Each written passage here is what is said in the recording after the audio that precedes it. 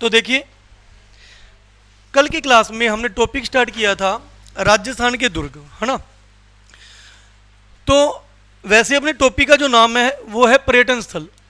पर्यटन स्थल आपके सिलेबस में है। तो मैंने आपको कहा था जब अगर आप पर्यटन स्थल के नाम से कोई भी टॉपिक ढूंढते हो तो आपको टॉपिक मिलेगा ही नहीं। पर्यटन स्थल का मतलब है जो भी चीज़ें राजस्थान में देखने वाली हैं, घूमने वाली हैं, टूरिस्ट की नज़र से वहाँ पे जाने वाला है, तो वो चीज़ें पर्यटन स्थल में आती हैं, जिसके अंदर दुर्ग आ जाएंगे, स्मारक, छतरियाँ, मंदिर, है ना। ये सब कुछ किसके अंदर आता है? पर्यटन स्थल के अंदर आते हैं। तो इनमें हमने क्या स्टार्ट किया था कल की क्लास में? दुर्ग स्टार्ट किया था, और दुर्ग के बारे में काफ़ी कुछ बता भी दिया था कल मैंने आपको। लेकिन कल अपने माइक इशू के कारण कल की क्लास रिकॉर्ड नहीं हो पाई थी, तो जो कल करवाया था उसको फटाफट 5 मिनट में थोड़ा सा रिपीट कर लेते हैं, ताकि आपका रिवीजन भी हो जाएगा और अपनी वो रिकॉर्डिंग भी हो जाएगी। अगर आपको कुछ नहीं समझ आया तो आप उसको घर पे देख भी सकते हो। फिर अगला हिस्सा जो आज का है वो स्टार्ट करते हैं। तो कल की क्लास में हमने क्या स्टार्ट किया था? हमने स्टार्ट किया था कि एक व्यक्ति हुआ था मनु। मनु मनु की बुक का नाम क्या है? मनुस्मृति। तो मनु ने अपनी पुस्तक मनुस्मृति के अंदर सबसे पहले दुर्गों की चर्चा की थी। तो दुर्गों की चर्चा सबसे पहले हमें किस बुक में देखने को मिलती है? मनुस्मृति में। और मनुस्मृति नामक बुक किस व्यक्ति ने लिखी थी? मनु। और माना जाता है कि हम मनु की ही संतानें हैं, जिस कारण हमें मनुष्य कहा जाता है। उसके बाद कौटिल्य। कौटिल्य कौटिल्य की जो बुक थी, कौटिल्य की बुक का नाम था अर्थशास्त्र। अर्थशास्त्र। लेकिन ये बुक संबंधित किससे थी? राजनीति से। राजनीति से।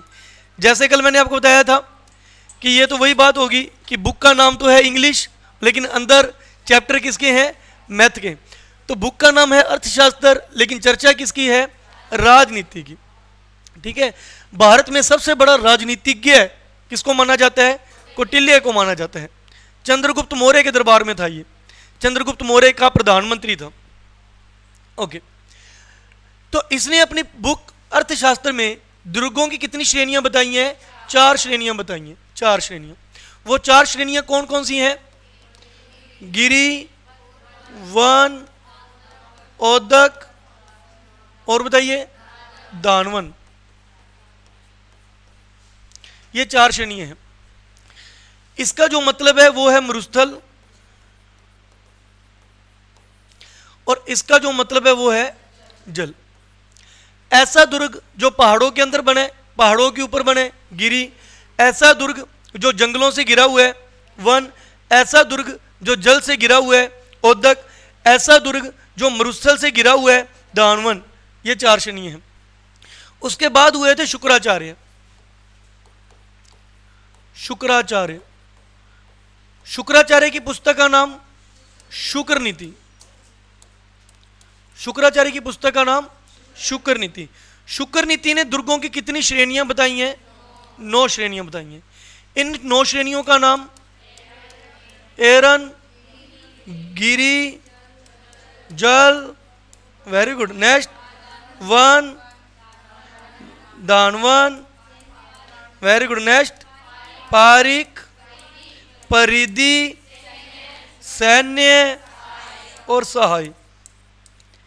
ये आपको याद होने का कारण वही हमारी ट्रिक। इसकी हमने एक पिक्चर बनाई थी। ये एक रणभूमि है। ये एक रणभूमि है। रणभूमि को आपने क्रॉस करना है इधर से लेकर इधर तक। आपने इधर से जाना है और इधर से निकलना है। ये रणभूमि को क्रॉस करना है। जैसे ही आप रणभूमि को क्रॉस करने लगे, सबसे पहले आपको क्या मिले? पहाड़, गिरि। ये रणभूमि है, क्रॉस करने लगे तो सबसे पहले आपको क्या मिले? पहाड़ यानी गिरि। उसके बाद आपको क्या मिला? जल। उसके बाद वन, वन यानी जंगल। उसके बाद मरुस्थल। मरुस्थल में आप गिर गए। किस में गिर गए? खाई में गिर गए। खाई में गिर गए। खाई के ऊपर क्या बनी हुई थी? परिधि।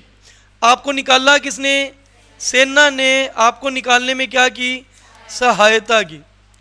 एक रणभूमि है रणभूमि के ए गेट से तो आपने एंट्री की, दूसरे गेट से आपने एग्जिट करना था, ये आपको टास्क मिला था। तो टास्क में आपने सबसे पहले किसको क्रॉस किया? पहाड़ों को, फिर किसको क्रॉस किया? जल को, फिर किसको क्रॉस किया? वन को, जंगल को, फिर किसको क्रॉस किया? मरुस्थल को, फिर आप खाई में गिर गए। खाई के ऊपर क्या थी? पृथ्वी थी। सेना की सहायता से आपको बाहर निकाला गया। तो शुक्राचार्य ने अपनी पुस्तक शुक्र नीति में कितने प्रकार के दुर्गों की चर्चा की है? 9 प्रकार के दुर्गों की चर्चा की है। अब इनका मतलब क्या था? ऐसा दुर्ग जो किससे घिरा हुआ है? दुश्मन को पहुंचने के लिए कंकड़, पत्थर, कंटीली झाड़ियां, इनका सामना करना पड़े। मतलब ऐसा दुर्ग जो इनके ऐसी परिस्थितियों में बना हुआ है, तो ऐसा दुर्ग क्या कहलाता है? ऐरन दुर्ग कहलाता है। ऐरन दुर्ग कहलाता है, क्योंकि जो भी राजा महाराजा अपना दुर्ग बनाते थे वो ऐसी जगह पर बनाते थे कि दुश्मन को वहां पे पहुंचने में बहुत मुश्किल हो, और पहुंच जाए तो उस दुर्ग को आसानी से जीत ना सके। ऐसा दुर्ग जो बहुत ऊंची पहाड़ी पर बना हुआ है, गिरी दुर्ग। ऐसा दुर्ग जो पानी से गिरा हुआ है, जल से गिरे, जैसे गागरोन का किला, झालावाड़ में गागरोन का किला काली सिंध और आहू नदियों के संगम पर बना हुआ है। ऐसा दुर्ग जो वन यानी जंगल से घिरा हुआ है। ऐसा दुर्ग जो मरुस्थल से घिरा हुआ है। ऐसा दुर्ग जो जिसके एक तरफ क्या, जिसके दोनों तीनों तरफ क्या बनी हो? गहरी गहरी खाइयां बनी हो, खाई बनी हो। ऐसा दुर्ग जिसकी सेफ्टी के लिए ऊंची ऊंची दीवारें खड़ी कर दी गई हो, दीवारें खड़ी कर दी हो। ऐसा दुर्ग जिसकी सहायता के लिए वीर सैनिक मौजूद हो, जिसकी सहायता के लिए वहां वीर सैनिक मौजूद हो। ऐसा दुर्ग जहां राजा की सहायता करने के लिए राजा के सगे संबंधी रिश्तेदार भी वहां मौजूद हो, सगे संबंधी वहां मौजूद हो, तो वो दुर्ग कैसा कहलाता है? सहाय दुर्ग कहलाता है। शुक्राचार्य ने इस प्रकार की 9 श्रेणियां बताई हैं, लेकिन सबसे बेस्ट किसको मानना है? गिरि दुर्ग को। सबसे बेस्ट गिरि दुर्ग को मानना है। और कौटिल्य ने सबसे बेस्ट किसको मानना है? सॉरी, इन्होंने किसको मानना है? गिरि दुर्ग को। और इसमें किसको माना गया है? सैन्य दुर्ग को। इसमें किसको माना गया है? सैन्य दुर्ग को सबसे बेस्ट माना है। और कौटिल्य ने किसको माना है? गिरि दुर्ग को बेस्ट माना है। ये हमने कल की क्लास में कर लिया था।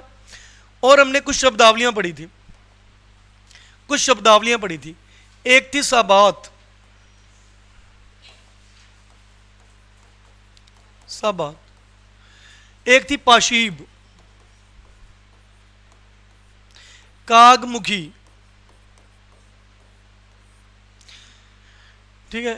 एक था केसरिया, कुंजी,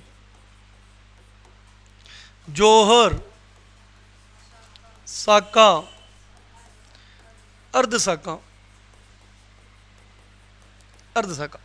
ये हमने कुछ शब्दावलियां पढ़ी थी। साबात का मतलब क्या था? कि चमड़े का रस्सा, कि दुश्मन को किले तक पहुंचने के लिए जो चमड़े के रस्से बनाने पड़ते हैं, ठीक है, उसे क्या कहा जाता है? साबात कहा जाता है। किले के ऊपर आक्रमण करने के लिए जो ऊंचे ऊंचे कंकड़ और पत्थर के चबूतरे बनाए जाते हैं, किले पर आक्रमण करने के लिए कंकड़ और पत्थर के जो चबूतरे बनाए जाते हैं, उसे क्या कहते हैं? पाशीब कहते हैं। ऐसा दुर्ग जिसका अगला हिस्सा तो संकरा हो और पीछे वाला हिस्सा खुला हुआ हो, तो उसे क्या कहते हैं? कागमुखी।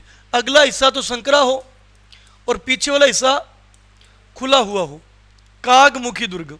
ऐसा दुर्ग राजस्थान में कहां पर है? जोधपुर में।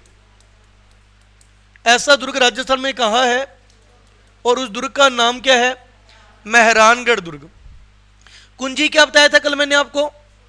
बड़े दुर्ग से पहले जो छोटा दुर्ग आता है, बड़े दुर्ग से पहले जो छोटा दुर्ग आता है, उस छोटे दुर्ग को बड़े दुर्ग की कुंजी कहा जाता है। जैसे ये एक दुर्ग है, इस दुर्ग से पहले एक छोटा दुर्ग आ गया। दुश्मन का जो टारगेट है वो ये है, दुश्मन ने यहां पे आक्रमण करना है, लेकिन यहां पहुंचने से पहले रास्ते में उनको ये दुर्ग मिल गया और यहां पे भी सेना बैठी है। तो ये सेना कहती कि पहले आप हमसे फाइट करो, फिर ही हम आपको आगे जाने देंगे। तो इसका मतलब है अगर वो ये ताला खोलेंगे तो ही यहां पहुंचेंगे। तो इसलिए छोटे दुर्ग को बड़े दुर्ग से पहले जो छोटा दुर्ग आता है, इस छोटे दुर्ग को क्या माना जाता है? बड़े दुर्ग की कुंजी माना जाता है, कुंजी माना जाता है। इसका अगर हम एग्जाम्पल पढ़े तो यह है हमारा जालोर, जालोर, यह है जालोर। जालोर के ऊपर आता है बाड़मेर, और बाड़मेर के अंदर दुर्ग कौन सा है? सिवाना दुर्ग। जालोर के अंदर बड़ा दुर्ग है जिसका नाम है जालोर या सुनारगढ़ का दुर्ग, सुनारगढ़ का दुर्ग, सुनारगिरी, ठीक है। और इससे बाड़मेर का कौन सा दुर्ग है? सिवाना, इससे जालोर का दुर्ग, ठीक है। और इसको अपने कह देते हैं सुवर्णगिरी, सॉरी सुवर्णगिरी। सुनारगढ़ का दुर्ग तो जैसलमेर का दुर्ग है, सुवर्णगिरी। तो दुश्मन को जालोर दुर्ग से पहुंचने से पहले किस दुर्ग पे आक्रमण करना पड़ेगा? बाड़मेर के सिवाना दुर्ग पर। इसलिए बाड़मेर का सिवाना दुर्ग जालोर दुर्ग का क्या माना जाता है? कुंजी माना जाता है। सिवाना दुर्ग को क्या बोलेंगे? जालोर दुर्ग की कुंजी, ठीक है। ऐसा हो भी चुका है अलाउद्दीन खिलजी के समय। आगे जब आपको मैं ये दुर्ग कराऊंगा तब बता दूंगा डिटेल से। सिवाना बालोतरा में चला गया, ठीक है, क्लियर है। उसके बाद आपको ये शब्द कराए थे मैंने, केसरिया, जौहर, साका, अर्धसाका। जब युद्ध के अंदर पुरुष वीर गति को प्राप्त कर जाते हैं, पुरुष शहीद हो जाते हैं, तो उसको क्या बोलते हैं? केसरिया। जब औरतों को इस बात का पता लग जाए कि हमारे मर्द मर गए, अब दुश्मन से ना हमारी इज्जत लूटेगी, तो औरतें क्या करती थी? आग या पानी के अंदर जंप करके अपने आप को मतलब आत्महत्या कर लेती थी। इसे क्या बोला जाता था? जौहर बोला जाता था। अब जौहर दो प्रकार का होता है, या तो वो अग्नि में छलांग लगाती थी या जल में यानी पानी में लगाती थी। राजस्थान में जितने भी जौहर हुए हैं उनमें से पानी वाला जौहर, जल जौहर, सिर्फ एक बार हुए। कब हुए? 1301 में। कौन से किले में? रणथंभौर किले में, रणथंभौर, सवाई माधोपुर। जल जौहर सिर्फ एक बार हुआ है। उसके अलावा राजस्थान में जितने भी जौहर हुए हैं वो सारे क्या हुए हैं? अग्नि जौहर हुए हैं। औरतों ने अपने आप को आग लगाई है। इन दोनों को मिला के क्या बोला जाता है? साका। केसरिया और जौहर को मिला के क्या बोला जाता है? साका बोला जाता है। जब अर्धसाका, अगर केसरिया ना हो और जौहर हो जाए, ठीक है, आप कहोगे सर ऐसा भी कह सकते हो कि जौहर ना, जौहर हो जाए केसरिया ना हो, लेकिन ऐसा पॉसिबल नहीं है, क्योंकि औरतें जौहर कब करती थी? जब उनके पुरुष एक्सपायर हो जाते थे युद्ध के अंदर। तो पहले तो यही होएगा, और दूसरे नंबर पे क्या होगा? औरतें तो बाद में जौहर करती हैं जब आदमी मर जाते हैं। जब आदमी जीवित है तब तक तो उनको कोई डर नहीं, उनको पता है हमारे मतलब हस्बैंड है, वो हमारी रक्षा कर लेंगे। लेकिन अगर केसरिया हो जाए और जौहर औरतों को ना करना पड़े, तो दोनों में से एक ही काम हुआ, तो उसे क्या बोलते हैं? अर्धसाका। जिसकी कहानी कल मैंने आपको सुनाई थी, जैसलमेर में अमीर अली और लूनकरण भाटी की। तो जैसलमेर में क्या हो चुका है? अर्धसाका हो चुका है। राजस्थान में अर्धसाका कितनी बार हुआ है? एक बार हुआ है। कहाँ हुआ है? जैसलमेर में हुआ है। ये कर लिया था। उसके बाद हमने स्टार्ट किया था कि भारत में सबसे ज्यादा दुर्ग कहाँ है। भारत में सबसे ज्यादा जो दुर्ग है वो कहाँ है? महाराष्ट्र में। 2 नंबर में कहाँ है? मध्य प्रदेश में। 3 नंबर में कहाँ है? राजस्थान में। भारत में सबसे ज्यादा दुर्ग महाराष्ट्र में है, फिर मध्य प्रदेश में है, और फिर राजस्थान में है। मतलब दुर्गों के अनुसार राजस्थान का कौन सा रैंक है? तीसरा रैंक है, तीसरा रैंक है। राजस्थान में सर्वाधिक दुर्ग कहाँ है? जयपुर में है। राजस्थान में सर्वाधिक दुर्ग जयपुर में है। राजस्थान का सबसे प्राचीन दुर्ग बटनेर का दुर्ग। बटनेर का दुर्ग कहाँ है? ये हनुमानगढ़ में है। राजस्थान का सबसे नवीनतम दुर्ग लोहागढ़ का दुर्ग, और ये कहां पर है? भरतपुर में है, भरतपुर में है। सर्वाधिक दुर्ग जयपुर में है, पुराना दुर्ग बटनेर है, नवीनतम दुर्ग लोहागढ़ है भरतपुर के अंदर। ये भी कर लिया था कल हमने। नेक्स्ट और क्या किया था, राजस्थान के 6 दुर्ग ऐसे हैं, राजस्थान के 6 दुर्ग ऐसे हैं जिनको यूनेस्को के द्वारा अपने अंडर ले लिया गया है, यूनेस्को श्रेणी में रख दिया गया है। 6 दुर्ग ऐसे हैं जिसको यूनेस्को के अंदर लिया गया है।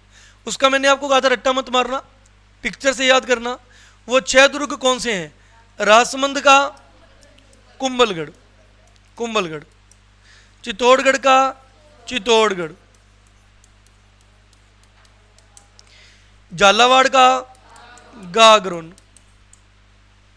सवाई माधोपुर का रणथंभौर, जयपुर का आमेर और जैसलमेर का सुनारगढ़ या जैसलमेर का दुर्ग, इसे सुनारगढ़ भी कहते हैं।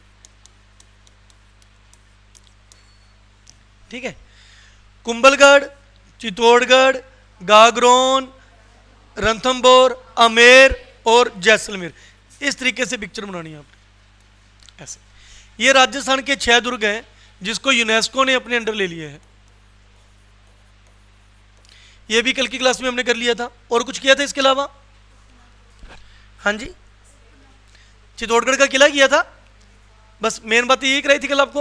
ओके, इसके बाद हमने कल स्टार्ट किया था हमारा पहला दुर्ग, कौन सा, चित्तौड़गढ़ का दुर्ग। हमारा पहला दुर्ग चित्तौड़गढ़ का दुर्ग। मैंने कहा था चित्तौड़गढ़ के दुर्ग के अंदर बहुत सारी बातें हैं सीखने के लिए, बहुत मैटर है। इसको हम सिस्टम से करेंगे। तो सिस्टम क्या रखा था, एक तो हमने इसके अंदर क्या याद करने हैं, उपनाम,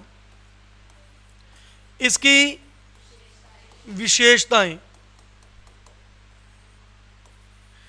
इसका निर्माण किसने करवाया था, इस पर अधिकार किसने किया था, इसको राजधानी किसने बनाया था, इसके अंदर साक्य कितने हो चुके हैं, इसके दरवाजे यानी पोल कितने हैं और उनके क्या क्या नाम हैं। इसमें देखने के लिए दार्शनिक स्थल कौन कौन से हैं और कुछ एक्स्ट्रा बातें रह जाएंगी वो एक्स्ट्रा इफेक्ट में। ऐसे हमने इसको बांटा था और मैंने कहा था घर पे भी आपने इसी को ऐसे ही याद करना है। और कल मैंने यहां तक करवा दिया था, जिसको भी मैं रिपीट करा देता हूं। फिर आज की क्लास यहां से स्टार्ट होगी। ठीक है, तो सबसे पहले उपनाम की बात करते हैं। चित्तौड़गढ़ दुर्ग के उपनाम, उपनाम तो जो हमारा चित्तौड़गढ़ का किला है, हमारा जो चित्तौड़गढ़ का किला है वो ये रहा। अब अगर किसने इधर से आना है और ये दिशा कौन सी है, दक्षिणी पूर्वी, ये दिशा कौन सी है, दक्षिणी पूर्वी। और जिसे आज हम मध्य प्रदेश बोलते हैं, ये मध्य प्रदेश है। इस एरिया को पहले क्या कहा जाता था, मालवा। यानी अब दक्षिण पूर्व से डायरेक्ट चित्तौड़गढ़ एंट्री कर सकते हो, मालवा से भी डायरेक्ट कहां एंट्री कर सकते हो, चित्तौड़गढ़ एंट्री कर सकते हो। यहीं से इसके दो नाम बन गए, यहीं से इसके दो नाम बन गए। एक तो दक्षिण पूर्व का प्रवेश द्वार, दक्षिण पूर्व का प्रवेश द्वार, और दूसरा मालवा का प्रवेश द्वार, मालवा का प्रवेश द्वार। दो ये राजस्थान में जितने भी दुर्ग हैं उन सभी का जो गौरव है, उनका जो सिर मोर है, उनका जो मुकुट है, वो किसे माना जाता है, चित्तौड़गढ़ के किले को माना जाता है। इसलिए इसका जो तीसरा नाम है वो है गढ़ों का सिरमौर, गढ़ों का सिरमौर,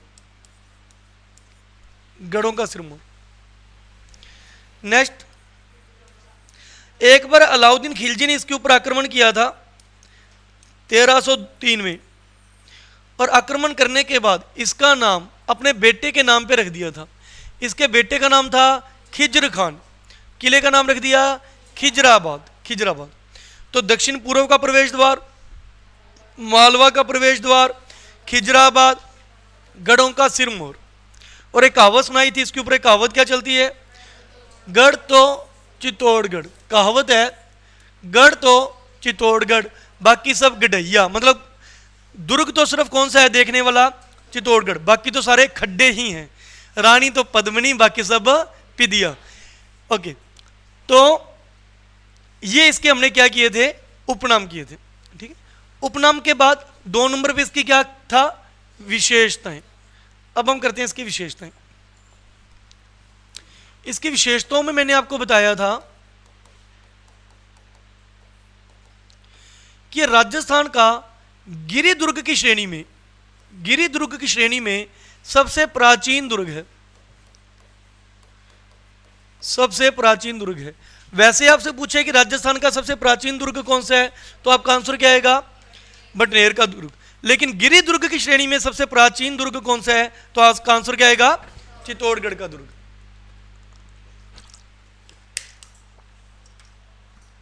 नेक्स्ट, क्षेत्रफल की दृष्टि से, क्षेत्रफल की दृष्टि से यह राजस्थान का सबसे बड़ा दुर्ग है। क्षेत्रफल की दृष्टि से यह राजस्थान का सबसे बड़ा दुर्ग है।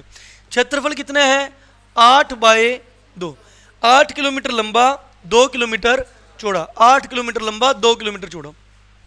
राजस्थान का प्रथम लिविंग फोर्ट है, यह राजस्थान का प्रथम लिविंग फोर्ट। लिविंग का मतलब होता है रहना, यानी यहां पर आम जनता भी रहती है, आम जनता भी रहती है। तो राजस्थान का पहला लिविंग फोर्ट, और इसके अंदर ही कृषि वगैरह भी करती है, वो खेती वगैरह इसके अंदर ही होती है। उसके बाद यहां से क्वेश्चन आता है, ये किस पठार पर है, किस पर्वत पर है, किन 2 नदियों के संगम पर है। तो रट्टा ही मारना पड़ेगा। ये जो है मेसा के पठार पर है, चित्रकूट पर्वत पर है, और गंभीरी बेड़च नदियों के संगम पर है। मेसा के पठार पर, चित्रकूट पर्वत पर, और गंभीरी और बेड़च नदियों के संगम पर है। ठीक है, इसकी आकृति, इसकी आकृति कैसी है, व्हेल मछली के समान, व्हेल मछली के समान। और व्हेल मछली की खास बात क्या होती है, इसका वजन 30 हाथियों के वजन के बराबर होते हैं। व्हेल मछली का वजन 30 हाथियों के वजन के बराबर होते हैं। ठीक है, ये इसकी विशेषताएं पढ़ ली। तो चित्तौड़गढ़ दुर्ग की विशेषताएं, क्या क्या विशेषताएं पढ़ी, सबसे पहले बताइए, ये गिरिदुर्ग की श्रेणी में सबसे प्राचीन दुर्ग है, क्षेत्रफल में सबसे बड़ा दुर्ग है। इसका क्षेत्रफल कितने है, 8 किलोमीटर बाय 2 किलोमीटर, 8 किलोमीटर लंबा, 2 किलोमीटर चौड़ा। राजस्थान का प्रथम लिविंग फोर्ट है, मेसा का पठार, चित्रकूट पर्वत, गंभीरी और बेड़च नदियों के संगम पर है। इसकी आकृति कैसी है, व्हेल मछली के समान है। ठीक है, तो ये हमारा दूसरा पॉइंट हो गया। तीसरा पॉइंट क्या है, निर्माण, निर्माण अधिकार और राजधानी।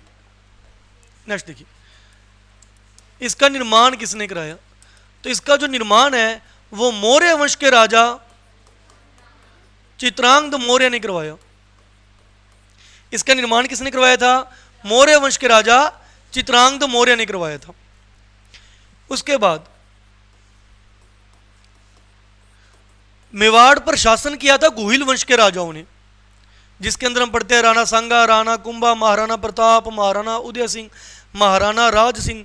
तो जब हम हिस्ट्री पढ़ते हैं तो हिस्ट्री में पढ़ते हैं कि मेवाड़ पर कौन शासन करके गया है, गुहिल वंश के राजा शासन करके गए हैं।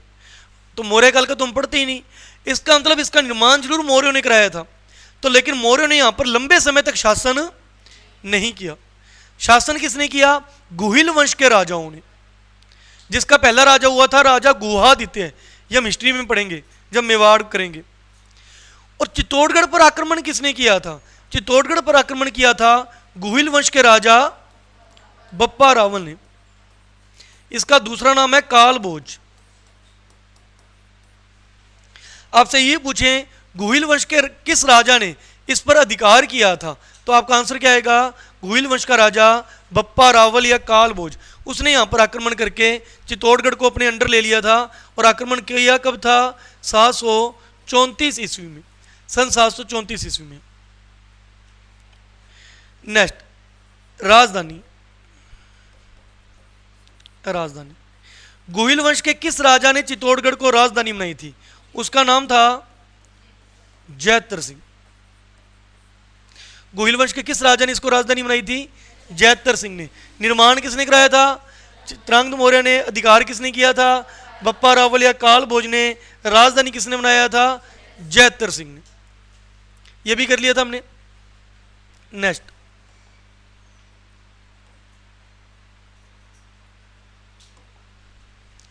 अधिकार और राजधानी, साके और दरवाजे। तो यहां पर कुल कितने साके हो चुके हैं? यहां पर कुल 3 साके हो चुके हैं और राजस्थान में सबसे ज्यादा साके यहीं हुए हैं, चित्तौड़गढ़ के किले में। कब कब हुए हैं ये साके? 1303 में, 1534-35 में, 1567-68 में।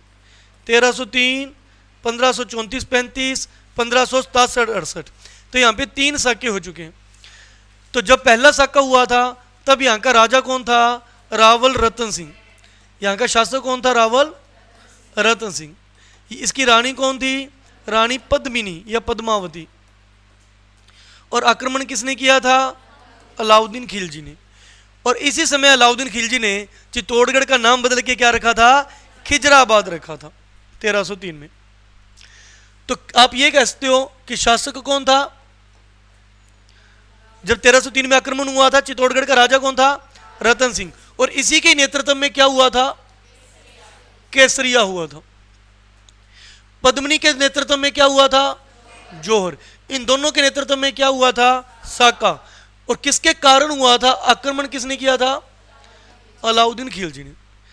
ठीक है, दुर्गों के अंदर आपने इसको इतना ही याद करना है, लेकिन जब आप हिस्ट्री पढ़ोगे तो इसकी पूरी डिटेल पढ़ोगे कि अलाउद्दीन खिलजी ने आक्रमण क्यों किया था, किस प्रकार से गोरा बादल मारे गए, सारी पूरी कहानी पढ़ते हैं, वो हिस्ट्री में हम करते हैं। 1534-35 का दूसरा आक्रमण। उस समय जो राजा था वो राजा था विक्रमादित्य। विक्रमादित्य। इसकी मां का नाम था हाड़ी रानी कर्मावती। इसे कर्मावती भी कह देते हैं, कर्णावती भी कह देते हैं, कर्णावती। ये सारी चीजें हमारी कल होगी थी, हम सिर्फ रिवीजन कर रहे हैं थोड़ा बहुत। राजा कौन था? विक्रमादित्य है। रानी कौन? इसकी मां कौन थी? कर्मावती। ठीक है, इनके सेनापति का नाम क्या था? बाघ सिंह।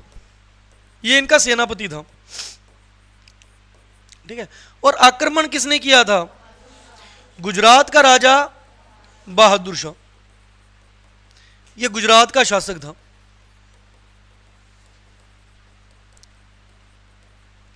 गुजरात के राजा बहादुर शाह ने यहां पर आक्रमण किया था। जब बहादुर शाह ने इस पर आक्रमण किया तो इसकी मां ने अपने बेटे को इसके नानी के घर भेज दिया, विक्रमादित्य को, कि तू छोटा, तू यहां से चला जा। तो विक्रमादित्य अपने नानी के घर चला गया। तो जौहर किसने किया? और इसकी जगह पे केसरिया किसने किया? बाघ सिंह ने। तो अगर यह पूछा जाए 1534-35 का राजस्थान में जो दूसरा साका हुआ था, अगर ये पूछे उस समय शासक कौन था? विक्रमादित्य। लेकिन अगर ये पूछे कि उस समय किसके नेतृत्व में केसरिया हुआ था, तो विक्रमादित्य मत लगाना, ये तो भाग गया था, बाघ सिंह के नेतृत्व में। जौहर किसके नेतृत्व में हुआ था? कर्मावती। आक्रमण करने वाला कौन था? बहादुर शाह। तीसरा साका। तीसरा साका हुआ था 1567-68 में। इस समय राजा कौन था? शासक कौन था? उदय सिंह। यह विक्रम सिंह का भाई है, इसी विक्रमादित्य का भाई है। ठीक है, यहां पे जो दुर्ग संभाल रहा था वो था फत्ता सिसोदिया। फत्ता सिसोदिया। इसकी पत्नी का नाम था फूल कंवर। फत्ता सिसोदिया की पत्नी का नाम। आक्रमण करने वाले का नाम अकबर। जलालुद्दीन मोहम्मद अकबर, इसका नाम अकबर। तो उदय सिंह को दुर्ग से निकाल दिया गया था कि आप अपनी सेफ जगह पर जाओ, जैसे विक्रमादित्य को निकाल दिया था। उदय सिंह को निकाल दिया। अब यहां पे क्या होगा? केसरिया और जौहर। तो उदय सिंह के नेतृत्व में केसरिया तो हुआ ही नहीं। किसके नेतृत्व में केसरिया हुआ? किसके नेतृत्व में जौहर हुआ? इन दोनों के नेतृत्व में क्या हुआ? साका हुआ। साका हुआ। और किसके कारण हुआ? अकबर के कारण हुआ। ठीक है, तो ये क्या थे यहाँ के साके। राजस्थान में सबसे ज्यादा साके कहां पर हुए हैं? मेवाड़ में। मेवाड़ के किस दुर्ग में? चित्तौड़गढ़ के दुर्ग में सबसे ज्यादा साके हुए हैं। इसलिए मेवाड़ के अंदर जोहर मेला भी भरते हैं। जब आपको राजस्थान के त्योहार कराए थे तब आपको कराया था जोहर मेला, चैत्र की कृष्ण पक्ष की एकादशी को, चैत्र कृष्ण पक्ष की एकादशी जोहर मेला भरता है यहां पे। ओके, नेक्स्ट हमने क्या कर लिया था? दरवाजे यानी पोल। चित्तौड़गढ़ किले में कुल कितने दरवाजे हैं? 6 दरवाजे, 7 दरवाजे, सॉरी 7 है, 6 पता नहीं कैसे याद रह जाता है, कल भी 6 ही लिख रहा था मैं। पाटन पोल, भैरव पोल, राम, लक्ष्मण, गणेश, हनुमान, जोड़ला, ये 7 दरवाजे हैं अंदर जाने के लिए। इसकी ट्रिक क्या बनाई थी? सबसे पहले मैंने दरवाजे को खोला नहीं, मैंने दरवाजे को फाड़ा, पाटन पोल। जैसे ही फाड़ा, आगे कौन खड़े थे? भैरव जी। फिर उसके बाद राम और लक्ष्मण, गणेश और हनुमान का जोड़ा, राम लक्ष्मण गणेश हनुमान का जोड़ा, राम लक्ष्मण गणेश हनुमान का जोड़ा। ठीक है, पाटन पोल, भैरव पोल, राम पोल, लक्ष्मण पोल, गणेश पोल, हनुमान पोल, जोड़ला पोल। ये चित्तौड़गढ़ किले के 6 दरवाजे हैं, 7 दरवाजे हैं, 7 दरवाजे हैं। जो भैरव पोल है यहां पे कल्लाजी राठौड़, ये तीसरे साके में, जो तीसरा साका हुआ था फत्ता सिसोदिया वाला, उसमें ये भी था। और इसका ताया था जयमल मेड़तिया। आपको लोक देवता करवाई दिए मैंने, मेड़तिया आपको लोक देवता करा दिए। कल्लाजी राठौड़ लोक देवता कराया था, शेषनाग का अवतार है, 4 भुजा वाला देवता कहा जाता है। तो इन दोनों की छतरी, ये ताया और भतीजा की छतरी कहां पर बनी हुई है? भैरव पोल पे बनी हुई है, भैरव पोल पे। क्लियर है? दरवाजे हो गए। नेक्स्ट क्या पढ़ना था? आज की क्लास हम स्टार्ट करते हैं। कहां पे छोड़ा था कल हमने? दरवाजों पर। नेक्स्ट इसका स्टेप है दार्शनिक स्थल। ध्यान दीजिएगा अभी सभी, चित्तौड़गढ़ किले में क्या कुछ देखने वाला है? दार्शनिक स्थल, काफी कुछ देखने वाला है यहां पे। इसको भी हम थोड़े से सिस्टम से पढ़ते हैं कि आसानी से हमें याद हो जाए। तो सबसे पहले हम यहां पे बात करते हैं मोक्कल की। मोक्कल, यहां पे एक राजा हुआ था मोक्कल। मोक्कल का बेटा हुआ था कुंभा। मोक्कल का बेटा कौन हुआ था? कुंभा। एक राजा हुआ था यहां पे समर सिंह। समर सिंह, समर सिंह का बेटा हुआ था रावल रतन सिंह, वही 1303 के साके वाला रावल रतन सिंह। एक यहां पे राजा हुआ था राणा सांगा। सांगा के दास का बेटा था, दासी का बेटा था बनवीर। ओके, इन सभी ने यहां पे कुछ ना कुछ बनवाया है। अपने इसको इस तरीके से याद करेंगे ताकि हमें याद हो जाए, क्योंकि चित्तौड़गढ़ किले में दार्शनिक स्थल बहुत हैं, देखने वाले स्थल बहुत हैं। सीधा रट्टा मारेंगे तो हमें याद नहीं होंगे, इस तरीके से करेंगे तो याद हो जाएंगे।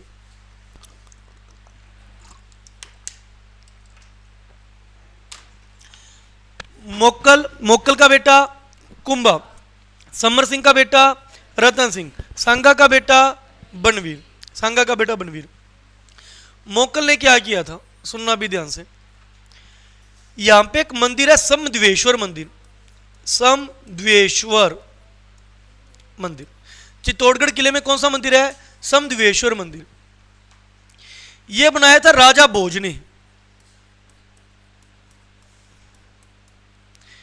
ये कहां के थे? मालवा के। परमार वंश का राजा भोज मालवा का राजा था। तो मालवा के राजा ने यहां पे आक्रमण किया था चित्तौड़गढ़ पर। चित्तौड़गढ़ को जीत के जब उनका शासन चल रहा था मेवाड़ के अंदर, उन्होंने उस वहां पे कौन सा मंदिर बनवा दिया था? समद्वेश्वर मंदिर बना दिया था। इसी मंदिर का दूसरा नाम है त्रिभुवन नारायण मंदिर। त्रिभुवन नारायण मंदिर। आ रहा है समझ आपको? जब इस मंदिर को बने हुए सैकड़ों साल बीत गए, सैकड़ों साल बीत गए, तब यहाँ पे शासन आया राजा मोक्कल का, और राजा मोक्कल ने इस मंदिर का पुण्य निर्माण कराया, क्योंकि किसी मंदिर को सैकड़ों साल बीत जाएंगे तो वो है ना उसकी मरम्मत वाला बन जाएगा वो।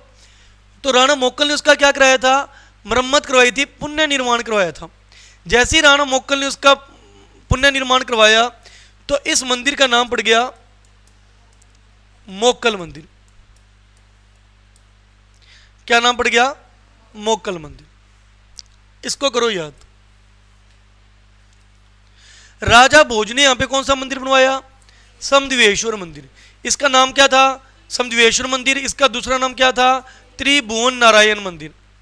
लेकिन राजा मोक्कल के द्वारा इसका पुण्य निर्माण करने के कारण इसका नाम क्या पड़ गया, मोक्कल मंदिर। तो ये नाम वैसे भी एग्जाम में कम ही पूछते हैं, ये फेमस है, ये आया हुआ क्वेश्चन। मोक्कल मंदिर कहाँ है, या मोक्कल मंदिर का पुण्य निर्माण किसने करवाया था, राजा मोक्कल ने। ये कुंभा का फादर था, राजा कुंभा का फादर। ठीक है, नेक्स्ट पढ़ते हैं। नेक्स्ट यहां पर हुआ था कुंभा। तो जब यहां पर कुंभा हुआ, कुंभा ने भी काफी कुछ बनवाया।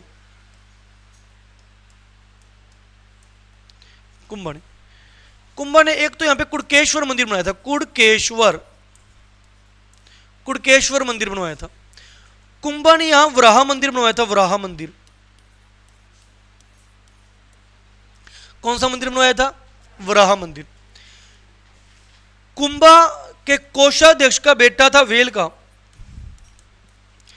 कुंभा का जो अकाउंटेंट था, कोषाध्यक्ष था, उसके बेटे का नाम था वेल का। इसने यहां पे बनवाई थी श्रृंगार चौंवरी, श्रृंगार चौंकी। क्या बनवाई थी, श्रृंगार चौंकी। ठीक है,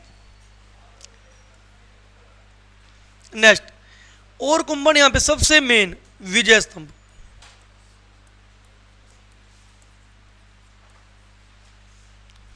क्या बनाया था यहां पे, विजय स्तंभ। क्वेश्चन जो आता है वो किससे आता है, विजय स्तंभ से आता है। विजय स्तंभ सुन लो जी, सभी का ध्यान इधर हो, ये विजय स्तंभ बार बार आएगा आपके सामने, हिस्ट्री में भी पढ़ोगे इसको आप। विजय स्तंभ हुआ यूं था कि सन 1437 में महाराणा कुंभा और मालवा के राजा Mahmud Khilji, MK versus MK, इन दोनों का हुआ था युद्ध। कुंभा और खिलजी, इन दोनों का युद्ध हुआ था। कब हुआ था, 1437 में। इस युद्ध का नाम था सारंगपुर का युद्ध। सारंगपुर नामक जगह पर लड़ा गया था, सारंगपुर का युद्ध 1437। काफी इंपॉर्टेंट युद्धों में आता है ये। इस युद्ध में विजय किसकी हुई थी, कुंभा की। महाराणा कुंभा इस युद्ध में जीत गया था। जब ये महाराणा कुंभा इस युद्ध में जीता तो युद्ध के 3 साल बाद 1440 में इसने एक स्तंभ बनाना स्टार्ट किया। स्तंभ कह दो, खंबा कह दो, एक बहुत बड़ा स्तंभ बनवाना स्टार्ट किया। किस खुशी में, विजय की खुशी में। इसलिए इसको कहा जाता है विजय स्तंभ। महाराणा कुंभा द्वारा बनाया गया, इससे इसकी कीर्ति बढ़ी थी, तो इसे क्या कहते हैं, इसका कीर्ति स्तंभ। इस स्तंभ की खास बात क्या है, इसके ऊपर हिंदू देवी देवताओं की बहुत सारी मूर्तियां लगी हुई है। हिंदू देवी देवताओं की बहुत सारी क्या लगी हैं, मूर्तियां। इसलिए इसको कहते हैं हिंदू देवी देवताओं की मूर्तियों का अजायब घर। इसे क्या बोलते हैं, हिंदू देवी देवताओं की मूर्तियों का अजायब घर बोला जाता है। अरे समझ, ओके। कितने मंजिला है ये, 9 मंजिला। कितने मंजिला इमारत है, 9 मंजिला। कितनी सीढ़ियां लगी हैं ऊपर जाने में, 157 सीढ़ियां, 157 सीढ़ियां। और कितना फीट ऊंचा है, 122 फीट।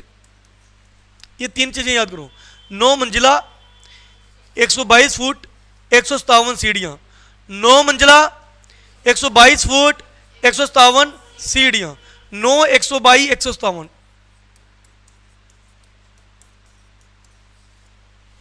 ये मंजिल है, ये फीट है, और लास्ट वाली सीढ़ियां हैं। इतना ऊंचा था ये। अब महाराणा कुंभा के बाद एक राजा आता है यहाँ पे, महाराजा राज सिंह, जिसने राजसमंद झील बनवाई थी। महाराजा राज सिंह, जब महाराजा राज सिंह का समय यहां पर आया, उस समय दिल्ली का राजा था मुगल बादशाह औरंगजेब। कौन था? औरंगजेब एक कट्टर मुसलमान था। औरंगजेब ने आदेश दिया था कि जितने भी हिंदू देवी देवताओं के मंदिर हैं उन सभी को तोड़ दिया जाए, इनको तोड़ दो। यह बात पहुंची महाराजा राज सिंह तक। महाराजा राज सिंह ने सोचा, हमारे पूर्वजों ने, कुंभा उनके पूर्वजों में आ गया, हमारे पूर्वजों ने इतनी मुश्किल से तो बनाए हैं, कितने साल लग गए बनने में? ये स्टार्ट हुआ था 40 में बनना, बन के तैयार हुआ था 1448 में, 8 सालों में जाके बने। 9 मंजिला है, 122 फुट है, 157 सीढ़ियाँ, इतना लंबा चौड़ा ऊंचा हमारा विजय स्तंभ बने। औरंगजेब के चेलों का क्या पता, आएंगे और तोड़ के चल जाएंगे, नुकसान तो हमारा ही होगा। अब इससे बचने क्या करें? अब युद्ध तो करने को रहे औरंगजेब से, इतनी बड़ी उसकी सेना है, और कुछ करते हैं। बंदे ने बड़ा दिमाग लगाया, राज सिंह ने क्या कर दिया, इसने जो इसकी तीसरी मंजिल है, टोटल इसकी कितनी मंजिलें हैं? इसकी जो तीसरी मंजिल है, थर्ड मंजिल है, उस पर 9 बार बड़े बड़े अक्षरों में क्या लिखवा दिया? अल्लाह लिखवा दिया। ठीक है, गोल है ना ये स्तंभ, अल्लाह अल्लाह अल्लाह अल्लाह ऐसे करके 9 बार लिखा दिया। कहता अब तोड़ो आगे। ठीक है, तो औरंगजेब के बंदों ने इसको फिर नहीं तोड़ा। औरंगजेब की सेना से अपने विजय स्तंभ को बचाने के लिए महाराजा राज सिंह ने इसकी तीसरी मंजिल पर क्या लिखवाया? 9 बार अल्लाह अल्लाह लिखवा दिया। ये विजय स्तंभ की खास बातें हैं। विजय स्तंभ की खास बातें एग्जाम में पूछी जाती हैं। एक सीमेंट आता है, जेके सीमेंट, सुना है क्या? ठीक है, सीमेंट आता है जेके सीमेंट। राजस्थान पुलिस,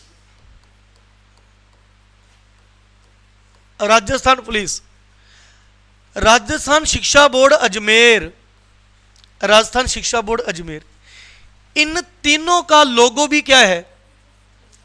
इन तीनों का लोगो विजय स्तंभ ही है।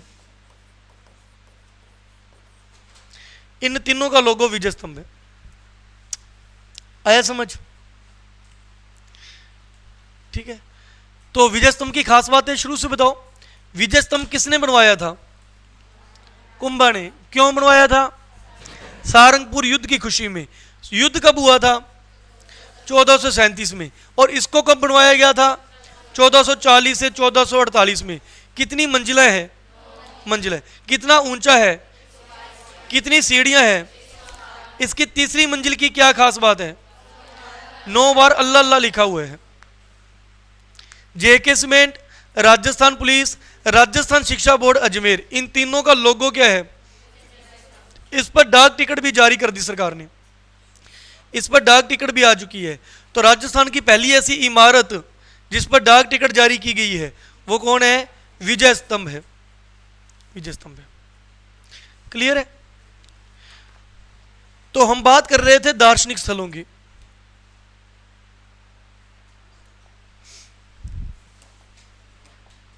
दार्शनिक स्थल, मोक्कल ने मोक्कल मंदिर बनवाया, कुंभा ने कुड़केश्वर मंदिर, वराहा मंदिर। इसका कोषाध्यक्ष का बेटा, मतलब इसके स्टाफ के बंदे, जिसका नाम क्या था? इसने क्या बनवाया? श्रृंगार चंवरी, सॉरी श्रृंगार चंवरी, श्रृंगार चौक के ऊपर है, मेहरानगढ़ दुर्ग में है। इसने क्या बनवाया? श्रृंगार चंवरी, श्रृंगार चंवरी का निर्माण कराया। और क्या बनवाया महाराणा कुंभा ने? विजय स्तंभ। विजय स्तंभ की खास बातें मैंने आपको बता दी। नेक्स्ट चलते हैं समर सिंह। समर सिंह, समर सिंह ने क्या बनवाया? समर सिंह के शासन में जिज्जा शाह ने यहां पर जैन कीर्ति स्तंभ बनवाया। क्या बनवाया? तो चित्तौड़गढ़ दुर्ग में कितने कीर्ति स्तंभ है? 2। एक महाराणा कुंभा ने बनवाया था, एक जब समर सिंह का शासन था उसके समय जिज्जा शाह नामक बंदे ने यहां पे क्या बनवाया था? जैन कीर्ति स्तंभ, जैनियों का कीर्ति स्तंभ। इनके भगवान शांतिनाथ को समर्पित था ये। अब इस जैन कीर्ति स्तंभ की क्या खास बात है? ये जो जैन कीर्ति स्तंभ है, एक तो ये जैनियों के भगवान शांतिनाथ को समर्पित है। दूसरी बात, ये कितना मंजिल है? 7 मंजिला इमारत है। इसकी 7 मंजिलें हैं। 122 और 75, ये लंबा चौड़ा है। 122 × 75 ये शतक।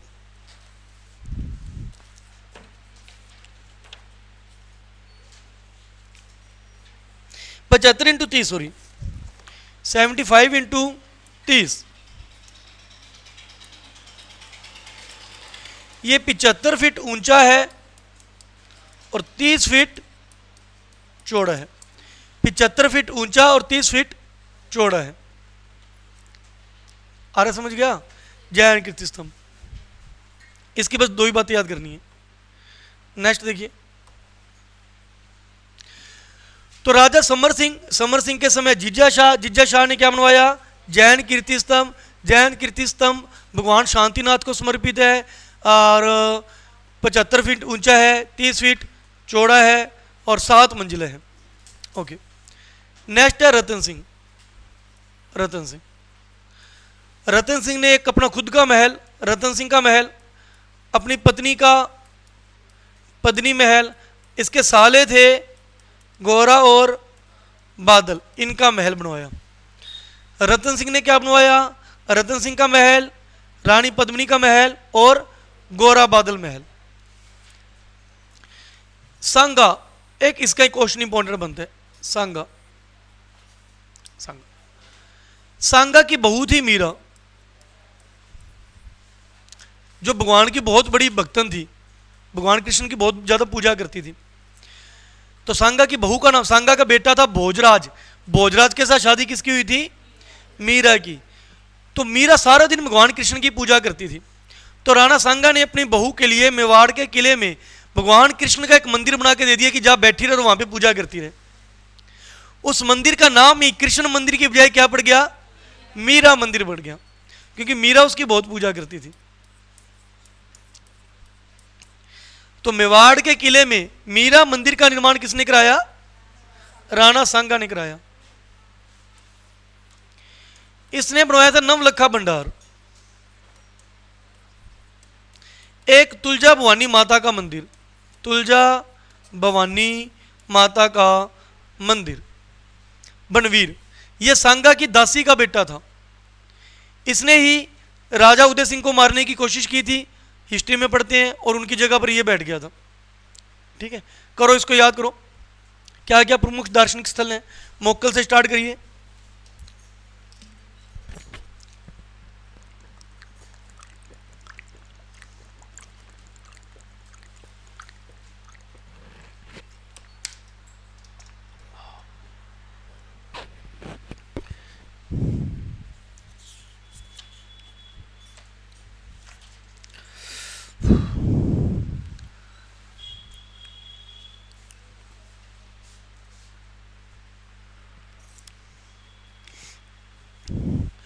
मोक्कल ने मोक्कल मंदिर बनवाया।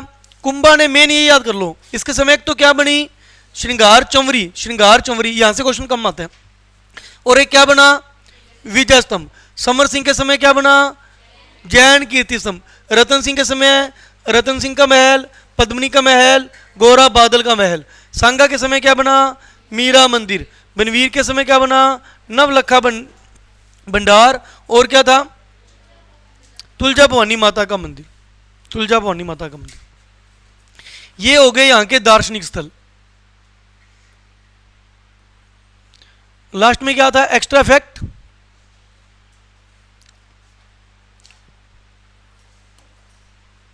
ठीक है, उपनाम हो गए, विशेषताएं होगी, निर्माण हो गया, अधिकार, राजधानी, साक्य, दरवाजे, दार्शनिक स्थल। लास्ट में एक्स्ट्रा फैक्ट। एक्स्ट्रा फैक्ट में अगर कोई चीज बच गई तो वो देख लेते हैं। यहां पे एक तो जलीय अंतर है, एक जलीय अंतर है जिसका नाम है अरहट। अरहट नामक जलीय अंतर है। इस दुर्ग के उत्तरी और उत्तरी दिशा में जो खिड़की है, उस खिड़की का नाम है लाखोटा की बारी, यही है। उत्तरी ओर में जो खिड़की या बारी है उसको क्या कहा गया है? लाखोटा की बारी। इसके अलावा यहाँ पे एक जयमल की हवेली है, यहाँ पर और क्या है? जयमल की हवेली। ये दो तीन चीजें याद कर लो बस। एक यहाँ पे जयमल की हवेली है, एक लाखोटा की बारी है, एक हरड जल अंतर है, इसके अलावा एक कुंड है भीमलत जल कुंड, भीमलत कुंड। ये लो, ये चित्तौड़गढ़ का किला कंप्लीट हुआ। अब चित्तौड़गढ़ का किला आपको याद है कि नहीं याद, वो डिपेंड करेगा कि आप इसको देख देख के सही पूरी चीजें बोल पाते हो क्या नहीं बोल पाते। आप इसको देख के बोलो, जो भी बोलना करो इसको याद।